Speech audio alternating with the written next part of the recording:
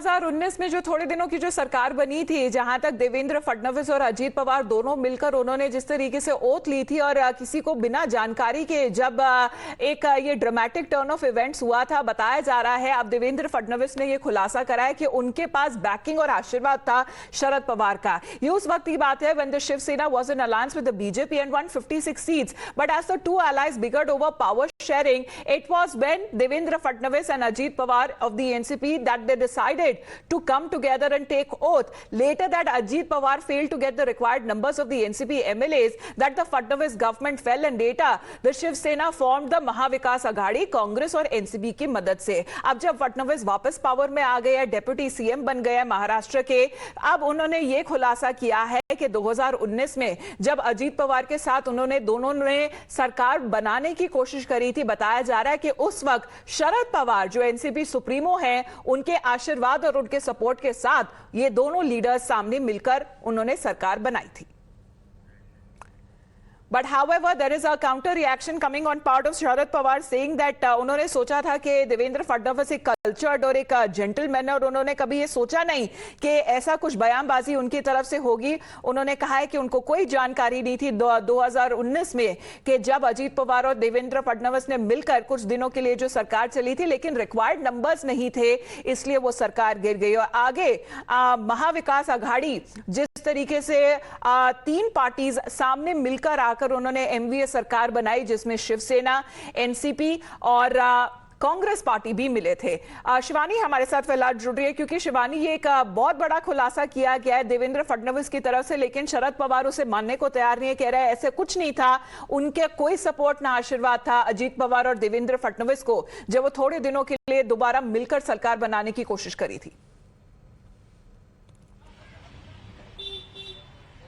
बिल्कुल अमिता, पिछले कई दिनों से महाराष्ट्र की राजनीति में वो एक 30 घंटे के मुख्यमंत्री और उप मुख्यमंत्री की चर्चा चल रही थी, जो देवेंद्र फडणवीस और अजीत पवार बने थे, जिसको लेकर कल जब देवेंद्र फडणवीस से पहले सवाल पूछा गया तो उन्होंने ये साफ तौर पर कहा कि इस में जो बातचीत है वो पवार साहब से हुई थी। पवार साहब से सीधा जो नाम है वो शरद पवार का सामने आता है, और उसके बाद उन्होंने ये भी कहा कि आगे क्या हुआ, क्यों पलटी वो सारी चीजें, इसका जवाब अजीत पवार देंगे। इसी जब बारे में शरद पवार से बातचीत की गई तो शरद पवार का साफ कहना है कि वो देवेंद्र फडणवीस से ऐसी कोई भी चीज उम्मीद नहीं कर रहे थे। उनका ये कहना है कि साफ तौर पर देवेंद्र फडणवीस जो कह रहे हैं वो गलत है, बेसलेस है, कोई आधार नहीं है जो बात उन्होंने कही है। वो उन्हें एक सज्जन व्यक्ति मानते थे, एक सुसज्ज पॉलिटिशियन मानते हैं, इसीलिए उन्होंने देवेंद्र फडणवीस से ऐसी बात करने की उम्मीद नहीं की थी। और इसी के बाद भारतीय जनता पार्टी से एक ट्वीट आता है जो कि शरद पवार के ऊपर आक्रमण होता है।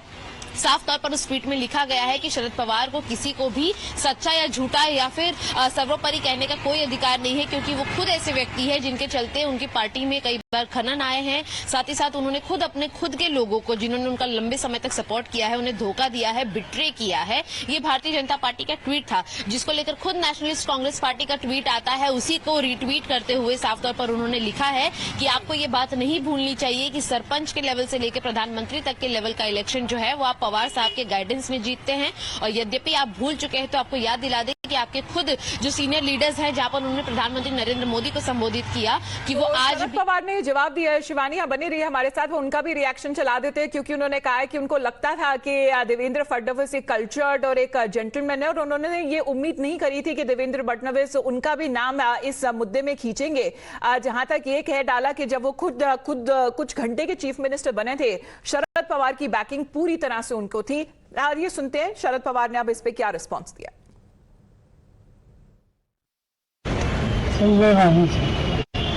आणि असत्याचा आधार घेऊन अशा प्रकारची संस्कृती कशी असं म्हणून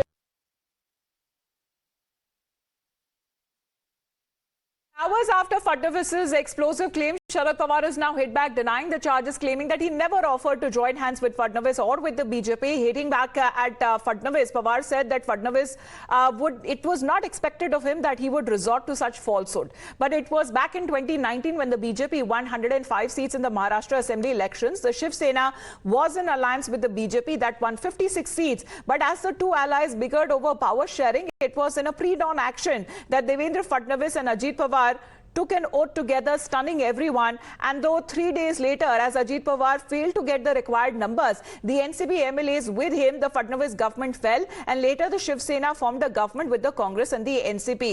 लेकिन ये जो बयान शिवानी देवेंद्र फडणवीस की तरफ से आया है, क्या अजीत पवार इस पे कुछ बोले हैं या नहीं?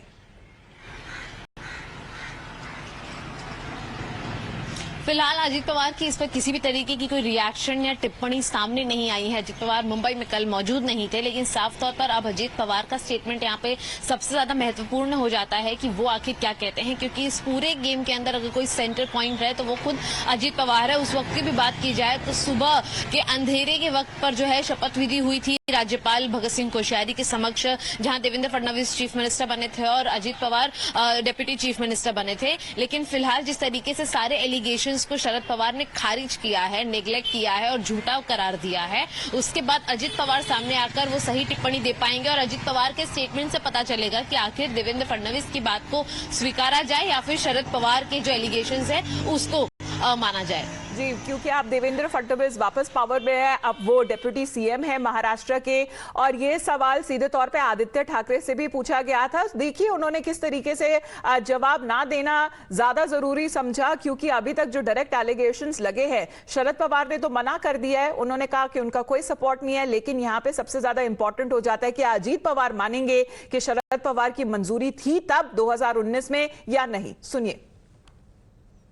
आता मी ते काय बोललेत हे त्यांच्या भाषेवर मी काही विश्लेषण करणार नाही, पण मला एवढं माहिती आहे की जेव्हा महाविकास आघाडी सरकार स्थापित झालं आमच्याच लोकांनी आमच्या पाठीत खंजीर खुपसला, पण अजूनही पवार साहेब, अजितदादा असतील, मग काँग्रेस असेल, उद्धव साहेबांच्या मागे आणि शिवसेनेच्या मागे सोबत ठामपणे उभी आहे। त्यांनी असं देखील शेवटचा प्रश्न होता, हा त्यालाच जोडून आहे, त्यांनी असं म्हटलंय की only Ajit Pawar could actually give out his comments to clear the air whether or not Sharad Pawar knew about the NCP and the BJP coming together back in 2019. Shivani, thank you very much for the moment. We'll be back.